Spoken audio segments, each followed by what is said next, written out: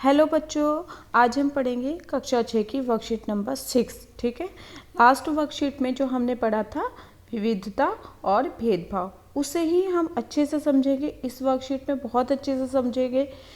बहुत ही आसान है, बस आपको सुनना है। ठीक है, आपको अपने आप ही समझ आ जाएगा। चलिए पढ़ना स्टार्ट करते हैं।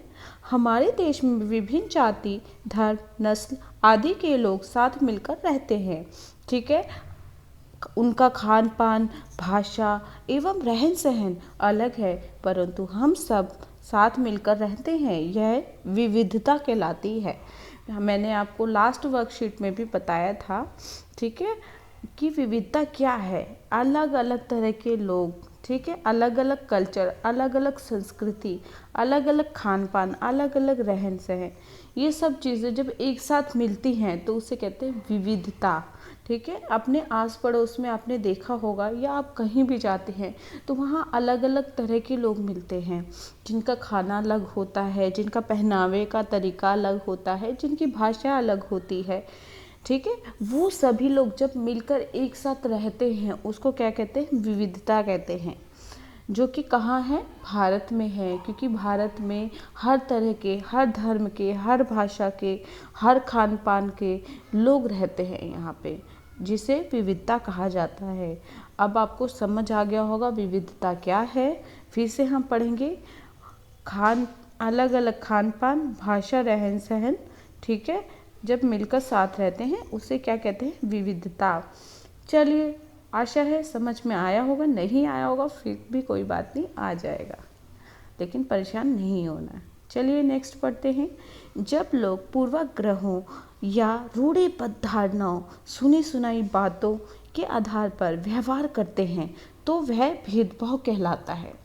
जैसे हम कभी सुन लेते हैं कि उस जगह के लोग ऐसे होते हैं, उनसे हमें बात नहीं करनी चाहिए, बहुत चालाक होते हैं, गांव के लोग बहुत चालाक होते हैं, हमें उनसे ज़्यादा बात नहीं करनी चाहिए। ठीक है, तो क्या ये सही है?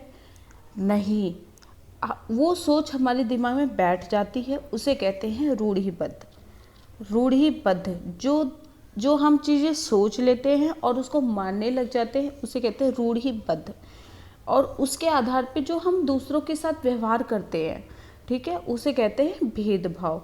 जैसे आपकी क्लास में नया बच्चा आ गया, ठीक है, उससे कोई बच्चा बात नहीं कर रहा है, ठीक है, वो उसका कल्चर अलग है, ठीक है, वो अलग तरह की भाषा बोलता है, तो आप लोग सोचते हैं कि अलग तरह की भाषा बोलता है, नया है, इसको कुछ नहीं आता है। आपने पहले से ही सोच लिया, आप उसके बारे में जानते नहीं हैं, आप उसके साथ क्या कर रहे हैं? फिर भेदभाव कर रहे हैं। और जो सोच है वो आपकी क्या हो गई?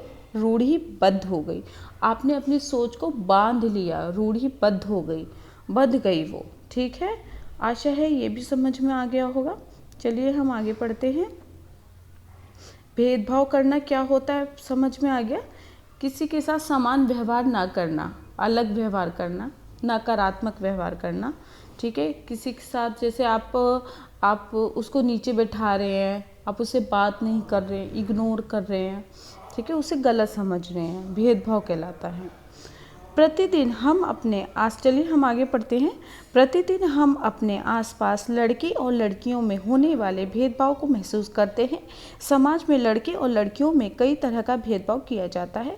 हमारे समाज में इस प्रकार की बातें आमतौर पर सुनी जा सकती हैं कि लड़के बहुत बहादुर होते हैं या लड़कियों को घर का काम करना चाहिए, परंतु यह सही नहीं है। हमें केवल किसी के लड़के या लड़की होने के आधार पर भेदभाव नहीं करना चाहिए। समाज में समानता को बढ़ावा देना चाहिए।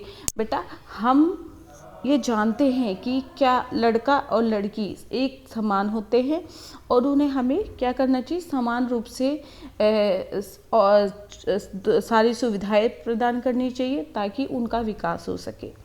कई घरों में भेदभाव किया जाता है बच्चों के साथ, ठीक है, बच्चियों के साथ भेदभाव किया जाता है। लड़कियों को बोला जाता है तुम घर का काम करो, और लड़कों को बहादुर कह के, जैसे हम लोग भी कर लेते हैं, कई बार नहीं पता चलता हमें। हम किसी के बर्थडे में जा रहे हैं, ठीक है, और लड़की का बर्थडे है तो हम डॉल लेके जाते हैं, ठीक है, लेकिन अगर हम लड़के के बर्थडे में जाते हैं, ठीक है, जन्मदिन पे जाते हैं, तो क्या लेके जाते हैं? कोई कार लेके जाते हैं, बैट बॉल लेके जाते हैं। जबकि ऐसा नहीं है, ठीक है। ये हमारे दिमाग में रूढ़िबद्ध है कि लड़कियों को ये चीज़ पसंद है और लड़कों को ये चीज़ पसंद। हो सकता है वो लड़की क्रिकेट खेलना चाहती हो, आजकल का टाइम है, सभी लड़कियां भी अच्छे अच्छे प्लेयर्स हैं क्रिकेट में, ठीक है। तो हमें किसी भी चीज़ को एक सोच में नहीं बांधना है, हमें बच्चों को फ्री छोड़ देना है ताकि वो जो करना चाहते हैं वो करें। हमें किसी के साथ भेदभाव नहीं करना चाहिए। आजकल ये चीज़ें कम हो गई हैं, लेकिन कई जगह अभी भी हैं, जैसे गाँव में, ठीक है, जहाँ पे शिक्षा नहीं पहुँची है, वो बच्चों को ज़्यादा समानता का दर्जा नहीं देते, लड़कियों के बराबर लड़कों को लड़कियों के बराबर एक समान नहीं समझते हैं। तो वहाँ ये चीज़ें देखने को मिलती है और लड़कियों को इससे पढ़ाई का भी मौका नहीं मिल पाता है। चलिए अब हम क्वेश्चन आंसर करते हैं, प्रश्न उत्तर।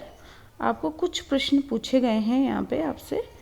आमतौर पर मुक्केबाजी को पुरुषों का खेल माना जाता है, वह खाना पकाना महिलाओं का कार्य माना जाता है, परंतु संजीव कपूर ने खाना पकाने को और मैरी कॉम व सरिता देवी ने मुक्केबाजी को नई ऊंचाइयां प्रदान की।